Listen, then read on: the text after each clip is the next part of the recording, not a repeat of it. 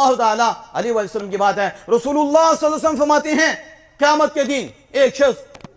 وہ عرض کرے گا، کیونکہ اسے جنت ملے گی، درجے ملیں گے، تو وہ عرض کرے گا مالک میرے ماں باپ کہاں ہیں، مالک میری اولاد کہاں ہے، اور میری بیوی کہاں ہے۔ اب دیکھو جنت ایسا کرم بھی ہوگا، پوچھے گا میرے والدین، میری اولاد، میری بیوی، تو آواز آئے گی، ندا ہوگی، تو نے جو عمل کیے تجھے یہ درجہ ملا، انہوں نے یہ نہیں کیا، وہ تمہارے درجے کو نہیں پہنچ سکے، وہ تمہارے مقام تک نہیں پہنچ سکے۔ تو عرض کرے گا مالک میں نے صرف اپنے لیے عمل نہیں کیا تھا، عملت لی ولہم، مالک صرف اپنے سے عمل نہیں کیتا، میں نے تو ان کے لیے بھی کیا تھا، میں نے تو اپنے والدین کے لیے کیا تھا، میں نے تو اپنی اولاد کے لیے بھی عمل کیا تھا، میں نے تو اپنی بیوی زوجہ کے لیے بھی عمل کیا تھا۔ آواز آئے گی کہ جس درجے میں یہ ہے